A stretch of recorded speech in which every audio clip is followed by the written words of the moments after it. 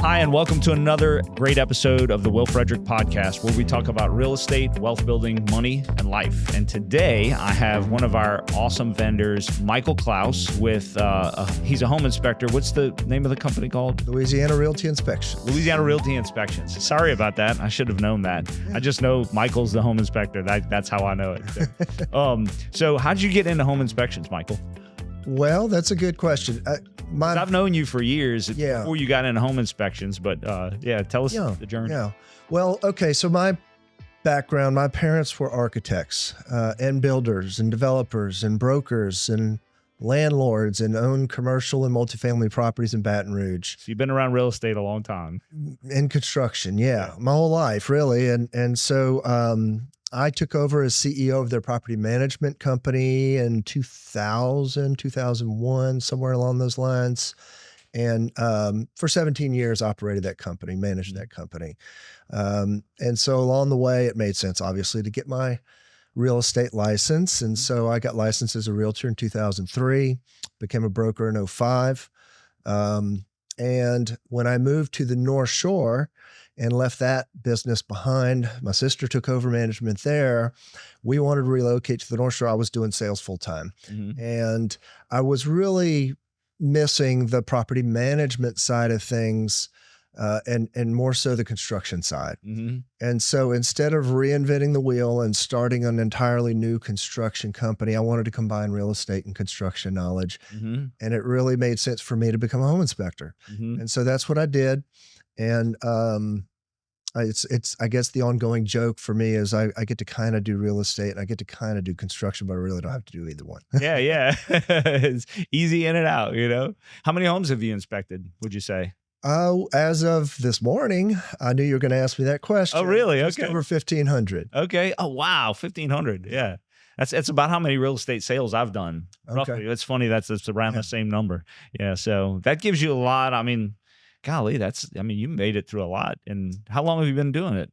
I've been doing this since August of 2001. Okay. So 5 years or so. Yeah. Or almost 6. Yeah, averaging about 300 per year. Yeah. Wow. That's a lot of, and one thing I always tell people, like, if you do something 100 times, you're going to be really good at it, or 1,500 times, you're going to be really good at it.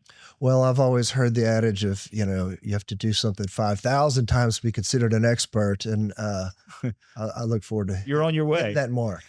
So what makes a good home inspector versus a bad home inspector? Well, I don't like to think of things that way, quite frankly. Mm-hmm. I believe the same way that I believe most of the inspectors in our community believe. We don't have competitors. We're really colleagues. Mm-hmm. I rely on them. They rely on me. We refer business to one another. We check in with each other for questions on unique situations. But I think what's most important is the desire to serve the client, which is so cliche, right? But what does that mean? Well, understanding their situation, giving them information in a means that they can process, right? So that they're not overwhelmed with this part of the purchase. Uh-huh. This is oftentimes the most stressful part for them. And so I believe that a good home inspector is really going to try to understand that client's needs and meet them in a way that they get the information, their shoulders come down. Mm-hmm. The stress goes away, and now they have confidence moving forward. Mm-hmm. Yeah. And that's one thing that I've always thought. It's a fine line with home inspectors because you want them to be completely honest and talk about all the defects in the house. But most buyers, especially first-time home buyers, but most buyers who, like, let's face it, if you're a really experienced buyer, you might have bought 5 homes. Right. That's way less homes than you and I have seen, Right. So we know a lot more. So we don't want them to get freaked out about the deal or overblow something, that's like, oh, this is a really big deal. Well, it's really not, Right. Well, what I try to do in my business is really apply my knowledge and my experience to what would I do in this situation? Yeah. If I were buying this house, would this be a concern to me or not? Obviously there's a definition for defect and we want to follow that definition, but, it's important to communicate everything to the client in an unbiased way so that they can decide. I tell everybody, I'm giving you my opinion, but your opinion's the one that matters. Mm-hmm. I'm here to document for you so you can make that decision and I can answer your questions. Mm-hmm. And that's really my role. I try to stay in my lane, and not get into, well, how do you fix this? What caused this? Oftentimes it's obvious and we can discuss those things, but that's really the job of someone else to do that. And it's important that the client knows that, because you don't want them to be disappointed. Well, you're not going to tell me how to fix this. Well, quite frankly, I'm not a licensed HVAC technician. I don't know why your air conditioner's not cooling correctly. Right. Yeah. And if you speculate, that could be dangerous, because then they think you know what you're talking about, but you really don't. And so you need to disclose that. You have to be willing to say, I don't know. Right. Yeah. Well, and I can tell you from experience, and I'll say this to my listeners, Michael does a fantastic job of explaining something to a client. So my daughter, you met a few weeks ago, we're buying, or she's buying a house. We're not buying it for her. She's 17 years old. She's young. She doesn't know anything. And you did a fantastic job of taking her through very slowly. And I was like really impressed, because I hadn't sat through a home inspection in a while. And I think I even asked you, I was like, well, thank you for breaking it down for my daughter like this. And you were like, this is exactly what I say every single time. Like so you do that for everybody, not just a 17-year-old kid. Absolutely. People want to know, how long is it going to take to do the inspection? And so for a house like your daughter's, which is a first-time buyer, which is not going to be a 6,000 square foot home with a pool and generator and six air conditioners, right? It's going to be a smaller home, 3-bedroom, 4 bedrooms, 2 baths, 1 AC system, and things like that. I'm budgeting 3 hours for that regardless, because it's not going to take me that long to do the inspection, but I'm going to budget that time so I have plenty of time to sit, take our time, go through the report. I'm not there to rush the process. Sure. Yeah. And I want to make sure that I'm able to answer any questions that she has, or find out what those questions are, so I can do a little more research and get the answer for her, or help her find that answer. And so, that's part of what I'm talking about, right? Getting their shoulders to come down. My role here is to give them an understanding of the condition of that house. Not to puff my chest out and say, look at all the defects I was able to find. Right. Yeah. Be technical and talk over their head. That's useless. She needs to know, is it really important for me to caulk those windows? Well, actually, yes, it is, and it's simple. It's inexpensive. You could probably do it yourself. It's part of regular homeowner maintenance. Right. Yeah. Every home requires these things. That's right. Well, and that's a big deal, because what I feel like as professionals, our job is really to educate our clients, and then help empower them with the information they need to make a decision, because we're not in charge. They're the boss. We're just the advisors. That's right. But we know a lot more than they do, so we can kind of give them all the options and scenarios. Sometimes it's personality driven too. Like, if a buyer, if they're on edge about every little thing, I'm going to be a little bit different with that buyer, because I want to make sure they feel comfortable with it. And maybe I'm not going to encourage them to buy something that another buyer would be totally fine to buy, Right. Well, I think it's the delivery is what's key, right? They need the information. It's how you present it. And so obviously I was a realtor and still am. Realtor with Keller Williams. I no longer practice real estate. I just do home inspections, but received all kinds of wonderful training at Keller Williams, for working and with people, conversations, negotiating skills, and things like that, mirroring and matching. And, And, I like to think that the longer I'm on this planet, the better I get at talking to people. And I'm in the business of talking to people. That's we all are. Yeah. What do most buyers misunderstand about a home inspection? Your home is often your largest investment. Trust the professionals at Fleur de Lis Law and Title for reliable, secure closings. With 10 offices across South Louisiana, Fleur de Lis is your trusted partner to ensure the title to your home and the money you invest are secure. The experienced attorneys and staff at Fleur de Lis can also take care of your real estate planning and succession needs as well. Fleur de Lis Law and Title, Louisiana's leader in reliable, secure closings. And let me tell you, we do the vast majority of our closings with Fleur de Lis. We have had great service. The attorneys there are just fantastic. So we love doing business with them. We highly recommend them. I would say a common misconception. Funny, I got a text last night from a client who I'm going to be doing an inspection for later this week. And she says, well, how long is it going to be before we know if the home passes or fails? Right. And so that's not my purpose. This isn't a code inspection. I'm not inspecting the property for an occupancy permit or anything like that, like new construction. This is me coming in, investigating all the major systems of the home and looking for signs of neglected maintenance, damage, things that need repair, so that they can decide, are there things they want to ask the seller to correct? Do they want to ask for credits? Is this something they can live with and take care of on their own after the sale? I'm here to give them the information on the condition of the house so that they can decide those things. Is there such thing as a perfect house? No. Yeah, I know. I've never been in a home inspection where it was like no defects. No, I've never experienced that either. Oftentimes, I wouldn't say oftentimes, but I think that there's probably the perception sometimes that this inspector is so nitpicky. He's just trying to pad the report, right? He's just trying to put things in the report. But like I said, the most common things that we see, and probably the most critical issues with homes, is going to be moisture intrusion. And so what can especially in southern Louisiana. Oh gosh, yeah. And so what can be causes of that? Very simple homeowner maintenance that's neglected. Debris on the roof, gutters jammed with leaves, windows and doors that aren't caulked or sealed correctly, or penetrations in the siding, whether it be a hose bib pipe coming through the wall on vinyl siding. All that stuff needs to be maintained, caulked, sealed, debris removed so that water can flow the way it needs to. And oftentimes those are the things that people think are minor. And they may be because they haven't caused a problem yet, but they need to be addressed. And then in a period of time, they're going to need to be addressed again. That's just the way maintenance is. It's repetitive. And so, no, we're not trying to pad the report by saying, look, there's a little spot of caulk that's jammed in the weep hole at the bottom of this vinyl window, and it may cause it not to drain correctly. No, that's something that can lead to a problem later. We'd rather give you that information so that you can decide if that's something you want to address, if you want to get someone else to address.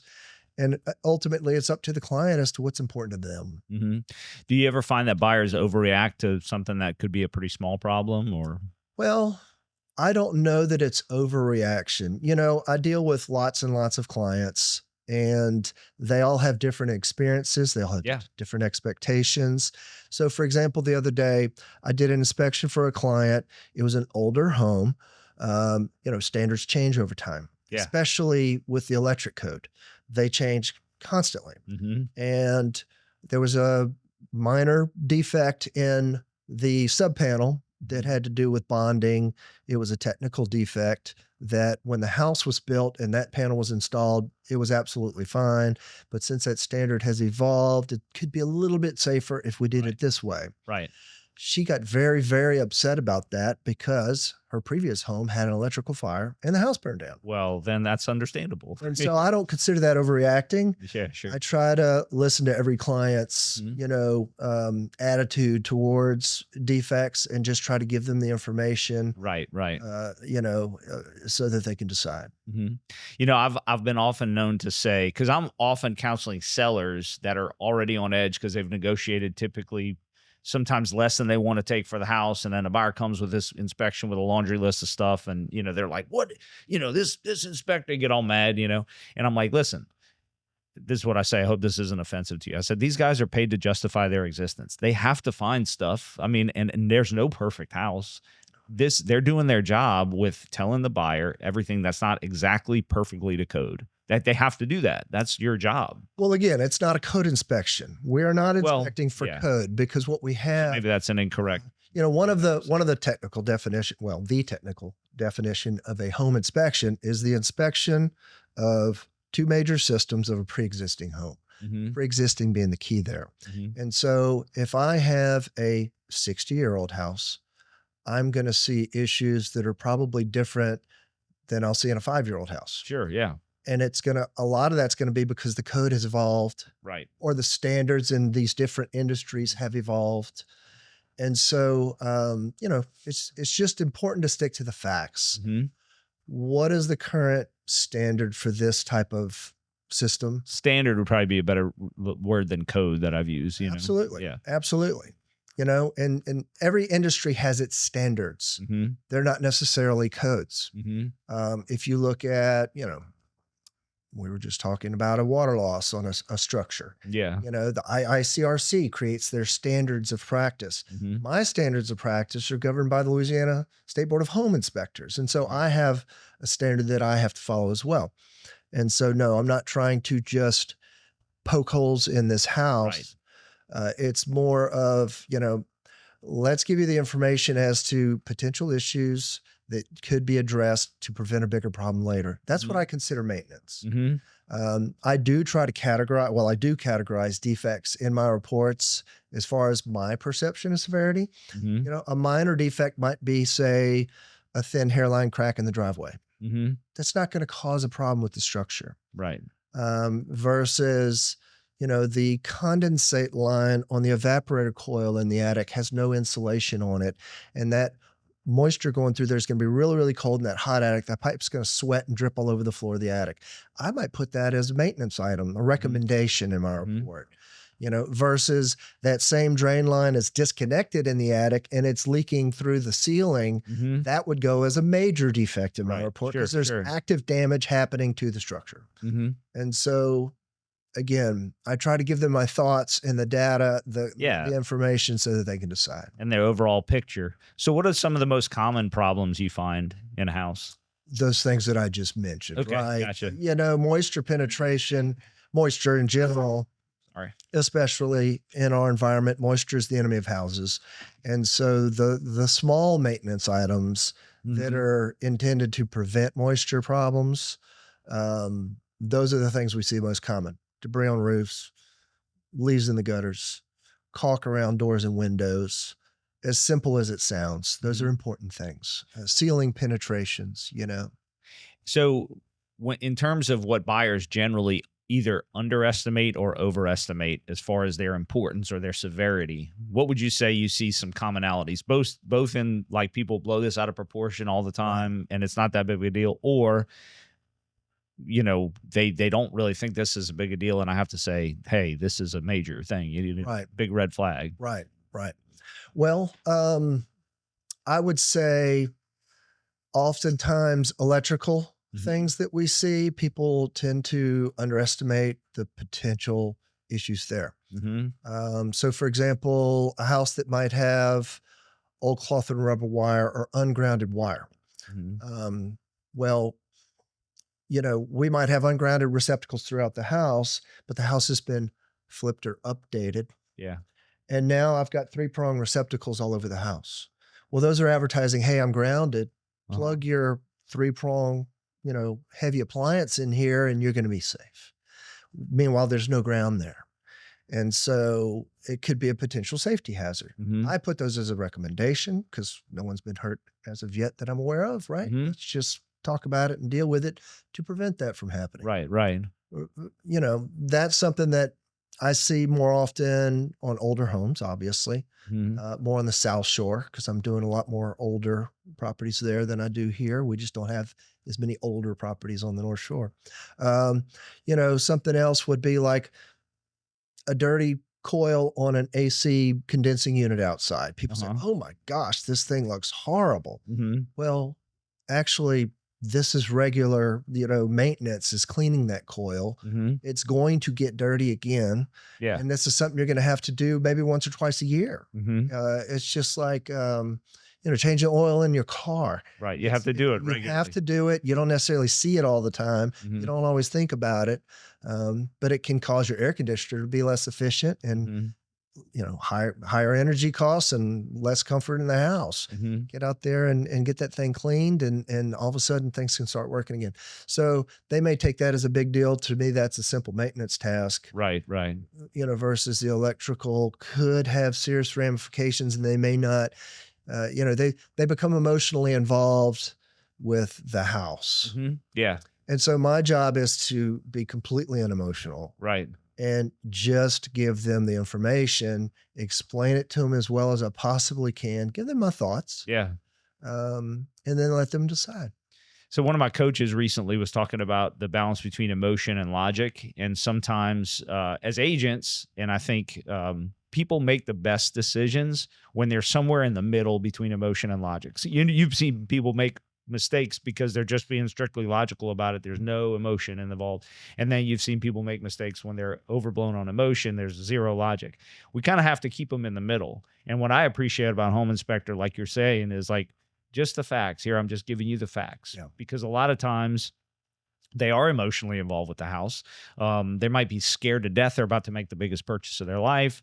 They might be, they just might be in love with the house and wearing rose-colored glasses.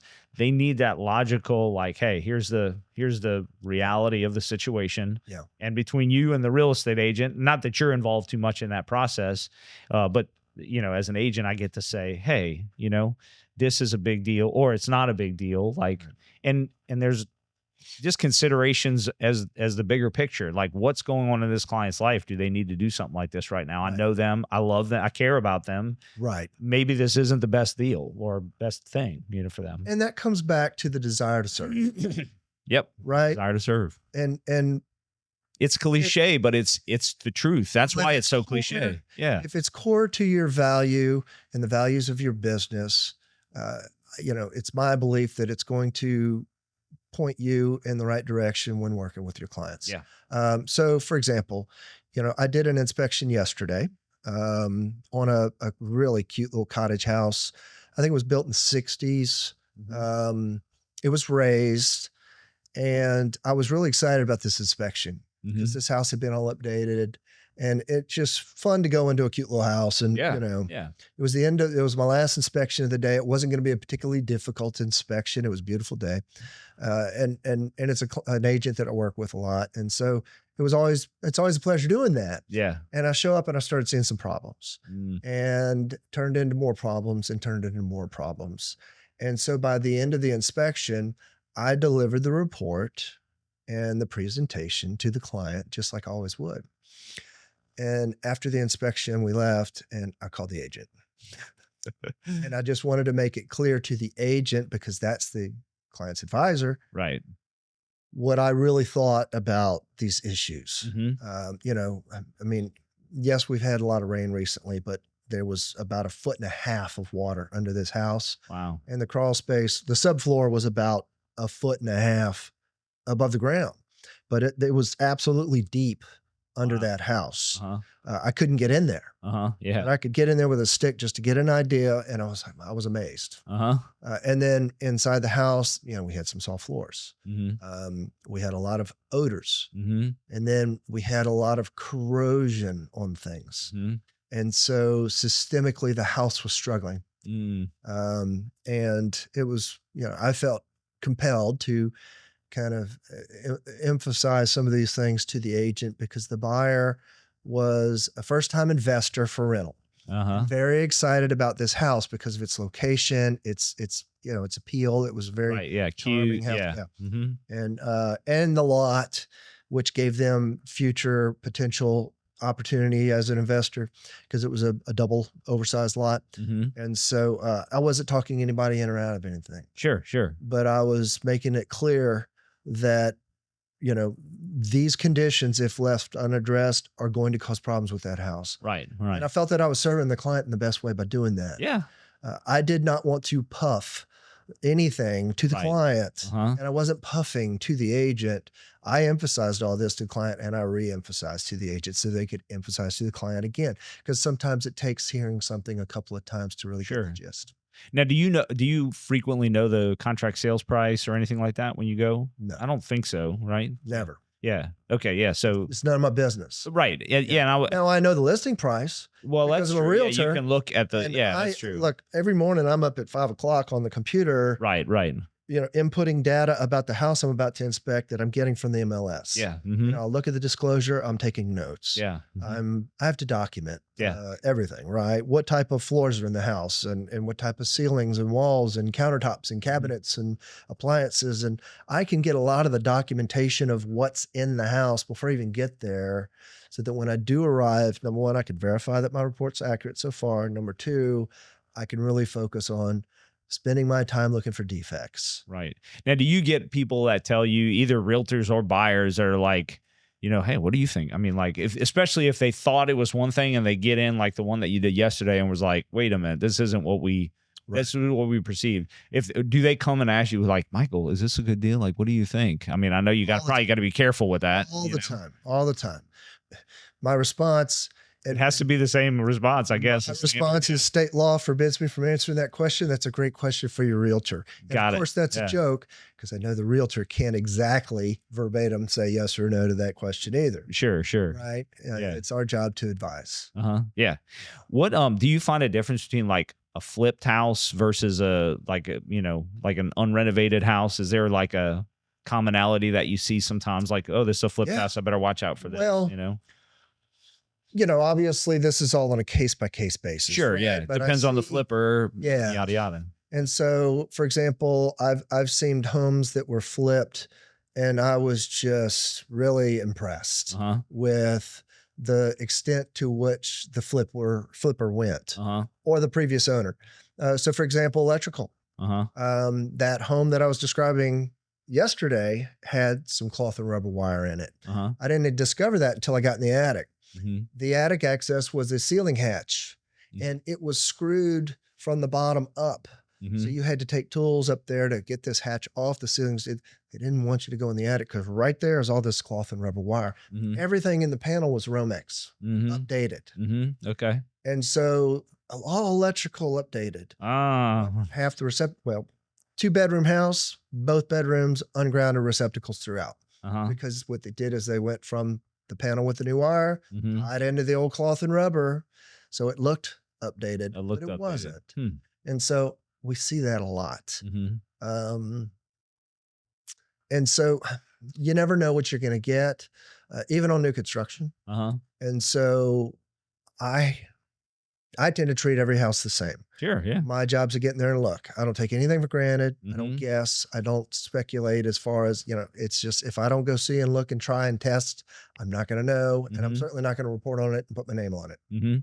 So I think that, I've had to tell buyers before, like, especially when they, like, for instance, that wire you were talking about earlier, that's a special situation. The lady's house had burned down before. So of course she's going to be ultra sensitive to that issue.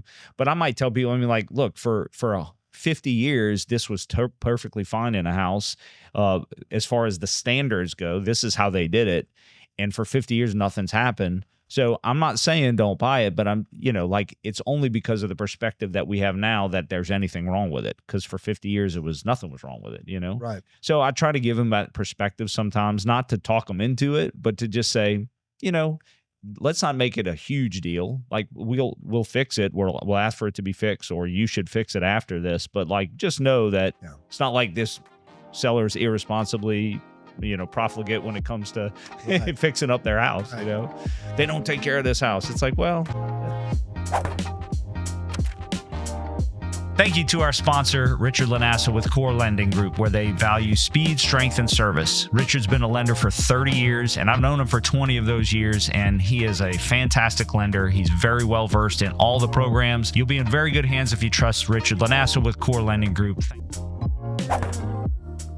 Fine. The way I tend to think about that is it's up to them, right? And it's totally up to them. And I know that's what you're saying. For me, in my experience in working with buyers and working with sellers, because I was a broker for so many years, active sales, and working with other agents, I really make an effort to stay in my lane. I want you to be the advisor. I'm here as an information provider, right? I will give you my thoughts on what I think. And so something like that type of wiring, one client may perceive it one way and one may see it totally different. Right. Everybody's different. And that's up to them, right? It's my job to give them the information, and hopefully enough information so they make a well-informed decision. It's your job to keep the emotion out of it. Right. I'll put that on you because you're spending much more time with these people, Sure. right? You're meeting with them multiple times. You're seeing multiple properties. You're getting to know them personally. And know what I'm they with them for value. a few hours and that's it. Right. Yeah. Now, that being said, I always, and you've seen me do this, I always make sure they know that I am always available. Yeah. And so everything I do, all my business is paperless. Everything's in the cloud. I can have access to their reports at any time. So I always tell them, if you have a question next year, call me. Yeah. Yeah. Yeah. We appreciate that longevity, that ability to always be the advisor for them. So what's the craziest thing you've ever seen at a home inspection? Oh, gosh. Well, there's probably a lot of them. I've seen lots of things that I might consider crazy that others might not. But I would say probably the most interesting thing would be, growing marijuana in the attics. Oh, really? Seen that a bunch of times. Meth lab, Sure. stuff. Those are crazy. Chinese drywall and the Defects. I mean, that's just devastating what that Is that still a big thing right now? Somebody just told me about I just was with a group of investors this past week, and they were saying they bought a flip and it was Chinese drywall in New Orleans. And I was like, man, I hadn't heard about that issue in a long time. Yeah.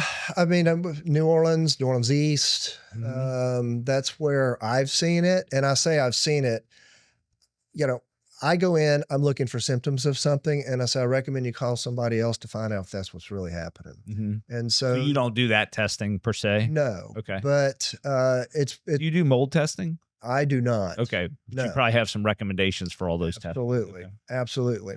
But, with the Chinese drywall, some of the common side effects of common drywall would be, copper turning black. Yeah. And so those are of the age when copper was typically the most common type of water supply lines and copper wire.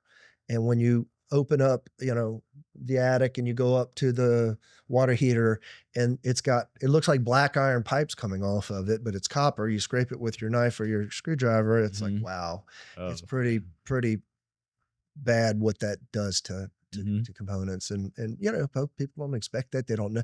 There's no odor. Yeah. There's no other way to really know. I've smelled it. There can be an odor if it's like, the Chinese drywall. I remember because I used to do a lot of repos. I'd go into a house. It's been vacant. Well, maybe 10, 15 years ago. And Really? now I guess, that's I didn't think about off-gassed. that. Yeah. Okay. Interesting. What Chinese drywall is? Because I just looked it up and I've never heard of that before, but that's kind of crazy. Yeah. Oh, yeah. So let's explain for our listeners what Chinese drywall is. Sure. So after Hurricane Katrina, there was lots of water damage, in our region to houses, lots of homes flooded.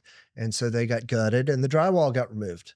And there was this huge demand on drywall. Huge, yeah. And I mean, the entire Gulf South, right? And the entire nation and the entire world was really supplying drywall to our region. And so much to the point where a lot of this drywall, they had to outsource other places to get the drywall itself. And China at the time was manufacturing a drywall product. And the gypsum mines that they were using as their basis to form this gypsum board had a high level of sulfur in it. And so the sulfur is what's causing the problem, not the gypsum. And so this product ended up here in our region. It got installed in a lot of houses and it would off-gas this sulfur gas over time. And yes, early on in the stages of this, there was an odor in some places. But it also, that sulfur would have a corrosive effect on anything copper and other metals too. Yeah. And so you see lots of corrosion in those houses, but it's really when you start looking at the wiring, heavy corrosion and deterioration on the copper components, which can lead to loose electrical connections, arcing, and fires. Yeah. And then with plumbing, other issues too. So it's considered a major defect. Yeah, it's pretty major because you got to remove all the drywall. System, it affects multiple systems. Yeah. It'll affect the nails holding other components on. It's pretty bad stuff. And it was so major because people just got done redoing everything from Katrina. Nobody knew the problem. And then they had to redo everything again. It was big. Look, it was a nightmare. That's the nature of building science. Yeah. is it's a science, right? And it's evolving constantly. There's constantly new products, energy efficient features, high tech features. And as these different systems get installed into homes as new, we find out over time that maybe this particular, scenario, installing this with that can cause a problem versus Mhm. this with something else isn't a problem. And so, experience and keeping your finger on the pulse Yeah. is what going to help me, help identify those potential problems and explain them to clients. I've got a list of vendors who I work with on a regular basis. Mhm. When I mean regular, I'm talking weekly. I'm talking to these guys and relying on them for their input on what's happening in their industry, what's changing, what have they seen. And it's shocking how fast things Mhm. change. Yeah. Yeah. Well, I mean, that's why you need somebody that looks at 1,500 homes, and that's better than somebody who's only looked at a handful, like a buyer or something. So Experience matters. it does. I've been very lucky. I've had some success in business as a home inspector. I contribute most of that to my previous experience, actually. Sure. Yeah. Before I even became a home inspector, just my background in construction and property management, and as a realtor, and Yeah. working with these people on this process, understanding the contract. Right. Yeah. The obligations of the parties. Mhm. These are all things people are asking me. I'm still an associate broker, right, with Keller Williams, Yeah. and I get calls from agents all the time asking contract questions. Yeah. And I can advise them on those things. Yeah. And it just makes me a resource that I've Yeah. It's a good, enjoyed. valuable resource. Yeah. And Yeah. I mean, you said you were lucky, but my experience is the harder you work, the luckier you get. Right. So. Or the longer you're on the planet, hopefully, right? Yeah, well, yeah, that's true too. Just by default, you see a little bit more. Have you seen, what's the biggest one that you've seen that's like, this seller was totally trying to hide that, like real obvious Yeah. to you, but not like Sure. just almost like egregious, Well, I have seen that. There's a product out there. I don't even know what it's called. It's basically a plastic, flexible, thin film Mm-hmm. that is silver reflective. Mm-hmm. And sometimes we go into attics and we see this stuff hung on the rafters, and it's kind of ridiculous. Mm-hmm. It's not really accomplishing anything. If anything, it might lead to a problem Mm-hmm. if it's installed correctly. Uh-huh. Right? It could trap moisture and things like that. But, roof recently replaced. Mm-hmm. Well, great value there, right? This is a new roof. This is going to be good for insurance premiums, longevity of the home. Right. It's cost up front. This is good for the buyer, the investor. Mhm. And you go walk on that roof and then you're feeling, the roof's uneven, there's soft spots. And then you go in the attic and you see all this stuff. Mm-hmm. And typically they staple it up and you could peek behind there and look with your flashlight, and you have to crawl to the edge of the attic, and it's uncomfortable and not fun to do, but you have to go look. And when you do that, all kinds of roof damage or damage to the roof deck and the rafters underneath that Mm-hmm. clearly this stuff just got installed there trying to conceal. Mm. I've seen that before. Wow. I've seen over and over and over, recently flipped, Uh-huh. right? And I wouldn't say necessarily tried to conceal, but maybe forgot about. Yeah. All new drywall, right? All Mhm. this great stuff. And then you go in, there's absolutely no insulation in the attic. Wow. And Yeah. you're wondering why the temperature's not coming down on the thermostat. Right. Yeah, I think it's most of the time it's maybe something got overlooked, Mm-hmm. or the right hand didn't know what the left hand was doing. Sure. And so the HVAC I did a new construction. I keep saying yesterday, but because this is fresh in my mind, I did a new construction yesterday morning in Albany, and the furnace got installed incorrectly. Uh-huh. And it was going to lead to potential for a gas leak. Mm-hmm. This is something that the builder just didn't care to look at. Yeah. Right. Right. Yeah. And it was ironic because the code inspector showed up while I was there. Mm-hmm. And the code inspector was just bragging about how wonderful everything looked. And there were some serious systemic problems with this house, including an active roof leak that the code inspector would have never found because I was using infrared technology and I found it. Mm-hmm. And you just don't know if you don't look. And you have to treat, from my perspective, every property the same. I need to come in here acting as if I know absolutely nothing. Yeah. And I don't even know if that's wood or vinyl until I walk up and I touch it and I look at it. Mm-hmm. And so the consistency, the systems and processes, you know, for me, and the routine matches well with my possibly somewhat OCD personality. And I really enjoy it. You know, Yeah. I'm able to go in and I'm oftentimes surprising myself because in the back of your mind, you have a preconceived notion of what you're going to encounter when you get to a property, and you might find it's something totally different, good or bad. Yeah. Who knows? Pleasantly or unpleasantly But surprised. there's always a surprise on the next one. And that's just my job, is to go in and look. Well, I think your personality, I've known you for a while. You do tend to be a little bit more detail oriented than I am, let's just say, which isn't probably a great comparison because most people are more detail oriented than I am. But you want to have somebody in your court who is more detail oriented when it comes to stuff like this, because you can make it look really nice on the outside, but when you get into under the hood, you got to make sure it's good under the hood before you like go forward with it. And it's interesting what you're saying about new homes as well, because most people think, oh, it's a new home, like it should be fine. But I've never been in a home inspection, new home, and I've sold a lot of new homes that there was nothing uncovered. Right. And the interesting thing is, like, an existing home, like, you've got the historical like credit report of that house, like, hey, these things have not come to fruition in these defects. You know, you've got history. It was fine. With a new home, you don't have that. Like, that defect could really lead to something that might not be obvious right now because the home had its certificate of occupancy for 2 weeks. Right. And so in a couple of months, it might reveal itself, you know? Yeah. Yeah. So, yeah. In yesterday's case, 20 minutes.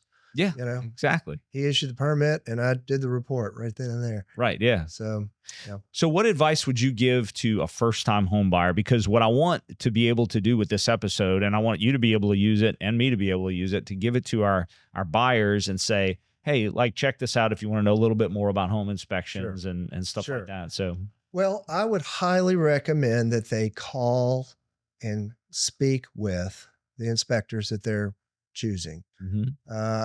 I always believe you can get a lot from somebody just by talking to them. Yeah. You can figure out, you know, how thorough they plan to be.